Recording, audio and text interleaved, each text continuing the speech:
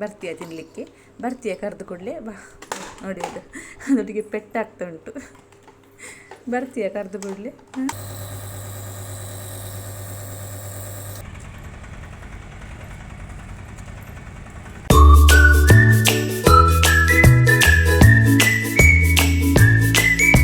ಹರಿ ಓಂ.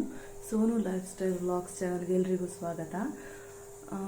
ಇವತ್ತು 2 ತಾರೀಕು ಬೆಳಗ್ಗೆ 7:30 ಆಗ್ತಾ ಬಂದಿದೆ. ಸೊ ನಾನೊಂದು ಸಣ್ಣ ವ್ಲಾಗ್ ಸ್ಟಾರ್ಟ್ ಮಾಡೋಣ ಅಂದ್ಕೊಂಡಿದ್ದೀನಿ. ಇವತ್ತು ನಾನು ತಿಂಡಿಗೆ ಪಲಾವ್ ಮಾಡಿದ್ದೇನೆ. ಹಸ್ಬೆಂಡ್ ಊರಿಗೆ ಹೋಗಿದ್ದಾರೆ.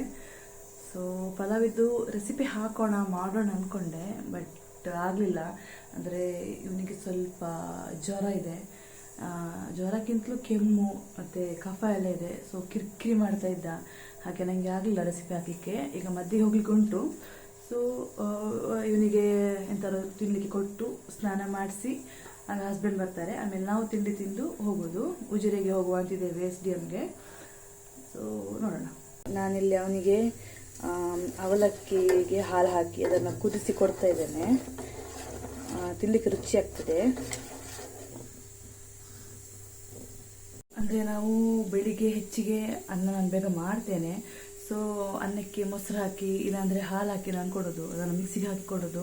ಬಟ್ ಇವತ್ತು ಅನ್ನ ಮಾಡಲಿಲ್ಲ. ಅಂದರೆ ಆಸ್ಪತ್ರೆಗೆ ಹೋಗ್ತೇವಲ್ಲ, ಎಷ್ಟಾಗುತ್ತೆ ಗೊತ್ತಿಲ್ಲ ಹೇಳಿ ಅನ್ನ ಎಂತ ಮಾಡಲಿಲ್ಲ.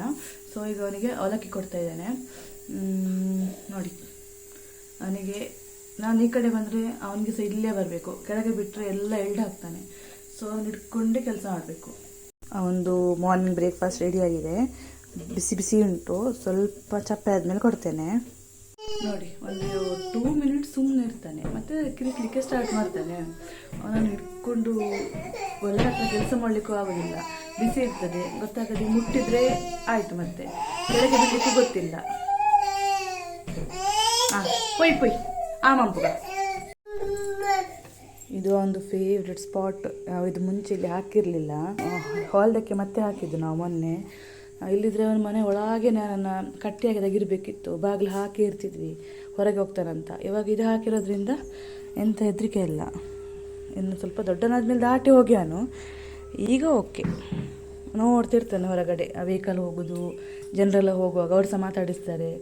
ಅವನಿಗೆ ಸ್ವಲ್ಪ 4 ಜನ ಪರಿಚಯ ಆಗ್ತಾರೆ. ಇಲ್ಲಿದ್ರೆ ಒಳಗೇ ಕಟ್ಟಿ ಹಾಕಿ ಬೆಳೆಸಿದ್ರೆ ಮತ್ತು ದೊಡ್ಡದಾದ್ಮೇಲೆ ಒಬ್ರದ್ದು ಮುಖದ್ದು ಪರಿಚಯ ಇರಲಿಕ್ಕಿಲ್ಲ ಅವನಿಗೆ. ಸೊ ಸ್ವಲ್ಪ ಹೊತ್ತು ಇಲ್ಲಿ ನಿಂತು ನೋಡ್ತಾನೆ. ಸ್ವಲ್ಪ ಹೊತ್ತು ಮಾತ್ರ. ನಾನು ಸಹ ಅಲ್ಲೇ ಕೂತ್ಕೊಳ್ತಾನೆ. ಇಲ್ಲಿದ್ದರೆ ಪುನಃ ಸ್ಟಾರ್ಟ್ ಮಾಡ್ತಾನೆ ಅಳ್ಳಿಕ್ಕೆ. ಅದಿನ್ನೂ ಆಗಲಿಲ್ಲ ಒಂದು ಬ್ರೇಕ್ಫಾಸ್ಟ್. ಸೊ ನಾನು ಸ್ವಲ್ಪ ಮನೆಯನ್ನು ಒಂದು ಸ್ವಲ್ಪ ಕ್ಲೀನ್ ಮಾಡ್ತೇನೆ. ಅಂದರೆ ಇದು ಮಲಗಿದಂತಹ ಬೆಡ್ಶೀಟ್ ಎಲ್ಲ ಮಡಿಸಿಡ್ತೇನೆ. ಸೊ ನಾನು ಯಾವತ್ತಾದ್ರೂ ದಿನ ಹೋಮ್ ಟೂರ್ ಮಾಡ್ತೇನೆ. ಆದರೆ ಇವತ್ತಿಲ್ಲ, ಯಾಕಂದರೆ ಇವತ್ತೆಲ್ಲ ಅಲ್ಲೆಲ್ಲ ಉಂಟು. ಯಾಕಂದರೆ ಸಾಯಂಕಾಲ ಆಗೋಗೊಮ್ಮೆ ಎಲ್ಲ ಒತ್ತಾರೆ ಮಾಡಿಟ್ಟರೆ ಕೂಡ ಬೆಳಗ್ಗೆ ಎದ್ದು ಇವನು ಇನ್ನೊಂದು ಥರ ಒತ್ತಾರೆ ಮಾಡಿ ಹಾಕ್ತಾನೆ. ಅದಕ್ಕೆ ಈಗ ಸ್ವಲ್ಪ ಅದೆಲ್ಲ ಮಡಿಚಿಟ್ಟು ಬಂದು ಅವನಿಗೆ ತಿನ್ನಿಸ್ತೇನೆ. ತಿಂಡಿ ಕೊಡ್ತಾ ಇದ್ದಾನೆ. ಸ್ಟಾರ್ಟಿಂಗಿಗೊಂದು 4 ತುತ್ತು ತಿಂತಾನೆ ಚಂದದಲ್ಲಿ. ಆಮೇಲೆ ಸ್ಟಾರ್ಟ್. ಆ ಕಡೆ ಹೋಗೋದು, ಈ ಕಡೆ ಹೋಗೋದು. ಅದು ಅಪ್ಪ ಇದ್ರೆ ಅಂತೂ ಕೇಳೋದೇ ಬೇಡ, ಇದ್ದಲ್ಲಿ ಇರೋದಿಲ್ಲ.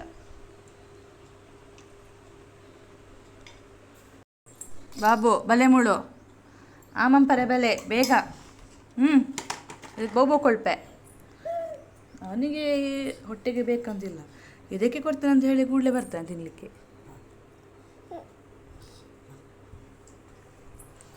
ಇದು ನನಗೆ ಒಂಥರ ಫ್ರೆಂಡ್ ಇದ್ದ ಹಾಗೆ, ಆಪತ್ ಬಾಂಧವ. ಯಾವಾಗಲೂ ಹಾಗೆ. ಇನ್ನು ತಿನ್ನಲಿಕ್ಕೆ ಬರದಿದ್ರೆ ಅದಕ್ಕೆ ಕೊಡ್ತೇನೆ ಅಂತ ಸಾಕು, ಬೇಗ ಬಂದು ತಿಂತಾನೆ. ಬರ್ತೀಯ ತಿನ್ನಲಿಕ್ಕೆ? ಬರ್ತೀಯ ಕರೆದು ಕೊಡಲೇ? ಬಾ. ನೋಡಿ ಅದೊಟ್ಟಿಗೆ ಪೆಟ್ಟಾಗ್ತಾ ಉಂಟು. ಬರ್ತೀಯ ಕರೆದು ಕೊಡಲೇ? ಅಮ್ಮ ನಿಂಗೆ ಕೊಡ್ತಾರಲ್ಲ.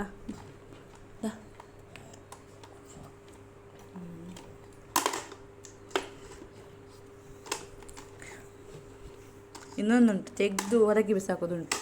ಅಲ್ಲಿ ಮಕ್ಕಳು ಯಾವ್ದು ಬಂದು ಹೆಕ್ಕಿ ಕೊಡ್ತಾರೆ ಪಾಪ. ಇವನು ಪುನಃ ತೆಗೆದು ಹೊರಗೆ ಬಿಸಾಡೋದು. ಇನ್ನು ಅದನ್ನು ಹೆಕ್ಕಲಿಕ್ಕೆ ಎಲ್ಲಿ ಕಾಲು ಇದು ಮಾಡ್ತಾನ ಅಂತ ಹೆದರಿಕೆ ಅಷ್ಟೇ. ಬಿದ್ದರೆ ಮತ್ತೆ ಕೆಳಗೆ, ಅದೊಂದು ಹೆದರಿಕೆ.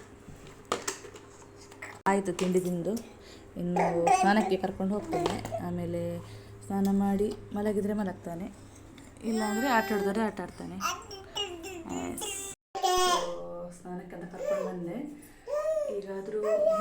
ಹಾಕ್ಸಿದ್ದೇವೆ ಇದನ್ನು ಬಂದಮೇಲೆ. ಮುಂಚೆ ನಾವು ಅದು ಕರೆಂಟಿದು ಬರುತ್ತಲ್ಲ ಅದರಲ್ಲಿಟ್ಟು ನಾವು ಬಿಸಿ ಮಾಡ್ತಿದ್ವಿ. ತುಂಬ ಕರೆಂಟ್ ಬಿಲ್ ಬರ್ತಿತ್ತು ಮತ್ತು ವೋಲ್ಟೇಜ್ ಸಹ ತುಂಬ ಇಳಿತಾ ಇತ್ತು. ಈಗ ಓಕೆ, ನಮಗೆ ಇದು ಪಕ್ಕ ಚಾರ್ಜ್ ಮಾಡಿದ ಕೂಡಲೇ ಬಿಸಿ ಬಿಸಿ ನೀರು ಬರ್ತದೆ, ಹಾಗೆ ತೊಂದರೆ ಇಲ್ಲ. ಹಾಗೆ ಬೇಗ ಬೇಗ ಸ್ನಾನ ಮಾಡಿ ಬರ್ತೇವೆ. ವೆಯ್ಟ್ ಮಾಡ್ತೀರಿ. ನಮ್ಮ ಮಾಣಿ ಭಟ್ರದ್ದು ಸ್ನಾನ ಆಗಿ ಬಂದಿದ್ದೇವೆ.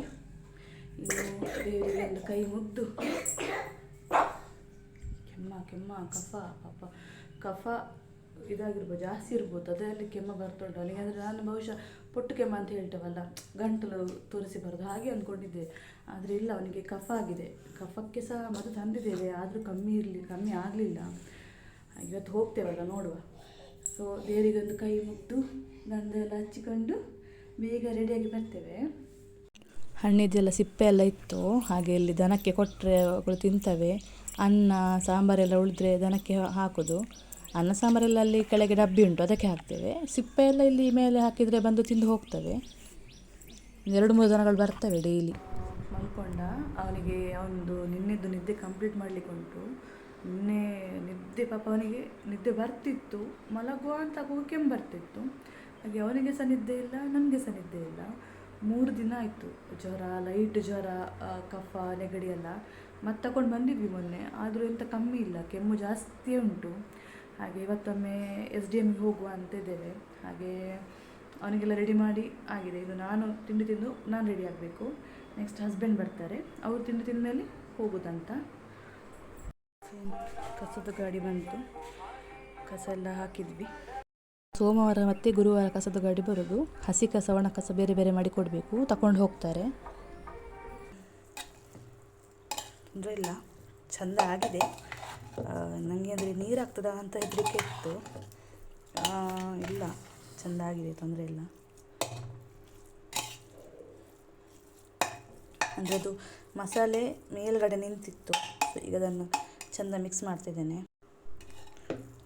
ಮಿಕ್ಸ್ ಮಾಡಿದ್ದೇನೆ, ಚೆಂದ ಆಗಿದೆ. ಈಗ ಒಮ್ಮೆ ಟೇಸ್ಟ್ ಮಾಡ್ತೇನೆ, ಉಪ್ಪು ಕಮ್ಮಿ ಉಂಟಂತಿದ್ದೀನಿ ಅಂತ ಮಾಡಲಿಕ್ಕಾಗೋದಿಲ್ಲ, ಆದರೂ ಒಮ್ಮೆ ಟೇಸ್ಟ್ ಮಾಡ್ತೇನೆ.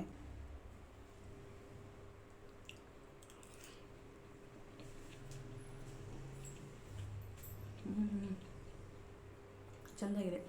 ಉಪ್ಪು, ಹುಳಿ, ಖಾರ ಜಾಸ್ತಿ ಆಗಲಿಲ್ಲ, ಯಾಕಂದರೆ ಇವರಿಗೆ ಖಾರ ಜಾಸ್ತಿ ಆಗೋದಿಲ್ಲ. ಚೆಂದಾಗಿದೆ. ಇನ್ನು ಸಲಾಡ್ ಮಾಡಲಿಕ್ಕೆ ಉಂಟು, ಪಟ್ಟ ಸಲಾಡ್ ಮಾಡಿ ಬರ್ತೇನೆ. ಸಲಾಡಿಗೆ ನಾನಿಲ್ಲಿ 1 ಕಾಯಿ ಮೆಣಸು, 2 ಟೊಮೆಟೊ, 1.5 ನೀರುಳ್ಳಿ ತಗೊಂಡಿದ್ದೇನೆ. ಸೊ ಸಲಾಡ್ ರೆಡಿ ಆಯಿತು. ಗಡಿ ಬಿಡಿಯಲ್ಲಿ ಎಂಥದ್ದೊಂದು ಮಾಡಿದೆ, ತೊಂದರೆ ಇಲ್ಲ, ತಿನ್ಬೋದು, ತಿನ್ನುವ ಹಾಗೆ ಆಗಿದೆ. ಪಲಾವ್ ಚೆಂದಾಗಿದೆ ಅಲ್ಲ. ಸೊ ಅಲ್ಲಿಗೆ ಇಷ್ಟ ಆಗುತ್ತೆ. ಸ್ವಲ್ಪ ನೀರಾಯಿತು, ಸ್ವಲ್ಪ ದಪ್ಪ ಆಗಬೇಕಿತ್ತು, ತೊಂದರೆ ಇಲ್ಲ. ಎಸ್, ತಿನ್ನಲಿಕ್ಕೆ ರೆಡಿಯಾಗಿದೆ. ಒಂದು ಫೇವ್ರೇಟ್ ಪಲಾವ್ ಸವಿಯಲು ಸಿದ್ಧ.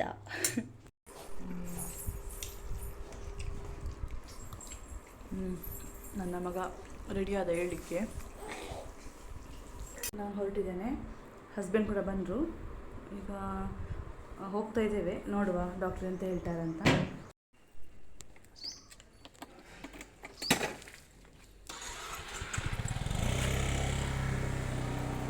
ನಮಗೆ ಇಲ್ಲಿಂದ ಒಂದು ಶಾರ್ಟ್ಕಟ್ ದಾರಿ ಉಂಟು, ಹಾಗೆ ಹೋಗ್ತಾ ಇದ್ದೇವೆ. ಅದು ನೇತ್ರಾವತಿಗೆ ಕನೆಕ್ಟ್ ಆಗ್ತದೆ. ಮೇನಿಂದ ಹೋದರೆ ವೆಹಿಕಲ್ಸ್ ಎಲ್ಲ ಜಾಸ್ತಿ ಇರ್ತದೆ, ಸೊ ಇಲ್ಲಿ ಟೈಮ್ ಉಳಿತದೆ ಈ ಕಡೆಯಿಂದ ಹೋದರೆ.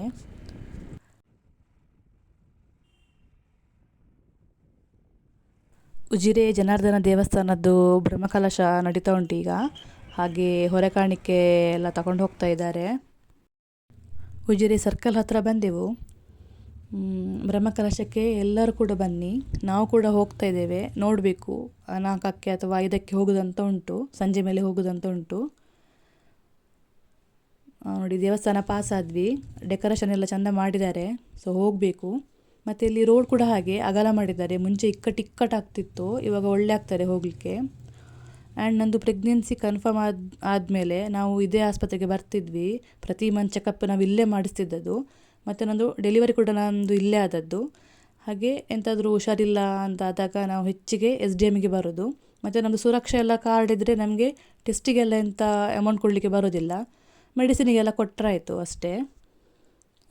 ಎಂಟ್ರೆನ್ಸ್ ಹತ್ರ ಬಂದ್ವಿ ಹಾಸ್ಪಿಟಲಿದ್ದು.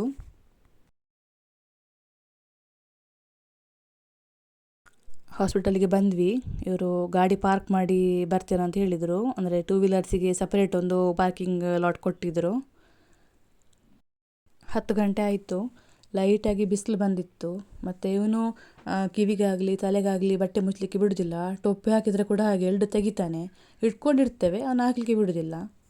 ಮತ್ತು ಇಲ್ಲಿದು SDM ಸ್ಟಾಫ್ ಕೂಡ ಹಾಗೆ ಬೆಸ್ಟ್ ಇದ್ದಾರೆ. ಅಂದರೆ ಈಗ ಹೊಸಬರು ಬಂದಾಗ ಅವರಿಗೆ ಯಾರ ಹತ್ರ ಕೇಳಬೇಕು ಎಂತ ಕೂಡ ಗೊತ್ತಿರೋದಿಲ್ಲ. ಹಾಗೆ ಇವರು ಎಂಟ್ರೆನ್ಸಲ್ಲೇ ಇದ್ದು ಯಾರಿಗೆ ಎಂಥ ಪ್ರಾಬ್ಲಮ್ ಉಂಟು, ಅಂದರೆ ಹೊಸಬರಾಗಲಿ ಯಾರೇ ಬರಲಿ ಎಂಥ ಪ್ರಾಬ್ಲಮ್ ಉಂಟು, ಯಾವ ಡಾಕ್ಟ್ರು ಬೇಕು ಎಲ್ಲ ಕೇಳಿ ಅವರಿಗೆ ಎಲ್ಲಿ ಹೋಗಬೇಕು ಎಲ್ಲ ಕೂಡ ಹೇಳ್ತಾರೆ. ನಮ್ಮ ಡಾಕ್ಟ್ರು ಕೂಡ ಬಂದಿದ್ರಂತೆ.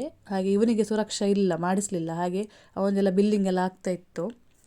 ಮತ್ತು ನಮ್ಮನ್ನವರೇ ನಾವು ಲಿಫ್ಟಲ್ಲಿ ಹೋದ್ವಿ. ನಮಗೆ ಫಸ್ಟ್ ಫ್ಲೋರ್ ಏನೋ ಇದ್ದದ್ದು, ಆದರೂ ಲಿಫ್ಟ್ ಹೇಗೆ ಉಂಟಲ್ಲ ಹಾಗೆ ಲಿಫ್ಟಲ್ಲಿ ಹೋದ್ವಿ. ವೆಯ್ಟ್ ಮಾಡೋ ಹೊತ್ತಲ್ಲಿ ಹೋಗ್ಬೋದಿತ್ತು ನಡ್ಕೊಂಡೆ. ಸೊ ಲಿಫ್ಟಿಗೆ ಎಂಟ್ರ್ ಆದ್ವಿ. ಇನ್ನು ಡಾಕ್ಟ್ರ್ ಎಂತ ಹೇಳ್ತಾರೆ ನೋಡಬೇಕು.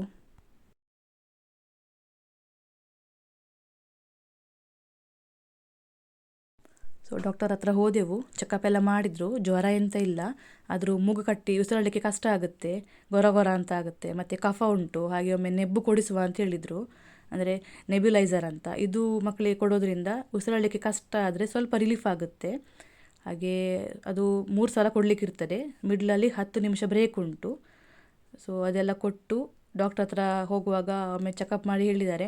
ಮಾತ್ರೆ ಎಲ್ಲ ಬರೆದು ಕೊಟ್ಟು 5 ದಿನದ ಮಾತ್ರೆ ಉಂಟು, ಕಮ್ಮಿ ಆಗದಿದ್ದರೆ ಒಮ್ಮೆ ಬನ್ನಿ ಅಂತ ಹೇಳಿದ್ದಾರೆ. ಹಾಗೆ ಮೆಡಿಸಿನ್ ತಗೊಳ್ಳಿಕ್ಕಂತ ಹೋಗ್ತಾ ಇದ್ದೇವೆ. 1-2-3 ಬಗೆದ್ದು ಮಾತ್ರೆ ಬರೆದಿದ್ರು. ಮಾತ್ರೆ ಅಂದರೆ ಸಿರಪ್ ಟೈಪಲ್ಲಿ, ಕಫಕ್ಕೆ ಕೆಮ್ಮಿಗೆ ಅಂತೆಲ್ಲ 1-2-3 ಬಗೆದಿತ್ತು. ಅದೆಲ್ಲ ತಗೊಂಡೆವು. ಆಗ 1:12 ಆಗಿತ್ತು. ಹಾಗೆ ಇಲ್ಲಿಯೇ ಊಟ ಮಾಡುವ ಹೇಳಿ ಆಸ್ಪತ್ರೆದು ಕ್ಯಾಂಟೀನ್ ಇತ್ತು, ಅಲ್ಲಿಗೆ ಊಟಕ್ಕೆ ಹೋದ್ವಿ. ನಾನು ಫಸ್ಟಿಗೆ ಊಟ ಮಾಡಿದೆ. ಆವಾಗ ಇವನನ್ನು ಹಿಡ್ಕೊಂಡಿದ್ರು.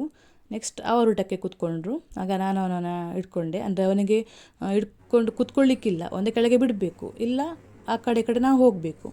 ಹಾಗೆ ಕೆಳಗೆ ಬಿಡುವ ಹಾಗೆ ಇಲ್ಲ. ಹಾಗೆ ನಾನೇ ಅವನನ್ನು ಹಿಡ್ಕೊಂಡು ಆ ಕಡೆ ಈ ಕಡೆ ಸ್ವಲ್ಪ ಅಲ್ಲೇ ವಾಕಿಂಗ್ ಮಾಡ್ತಾ ಇದ್ದೆ.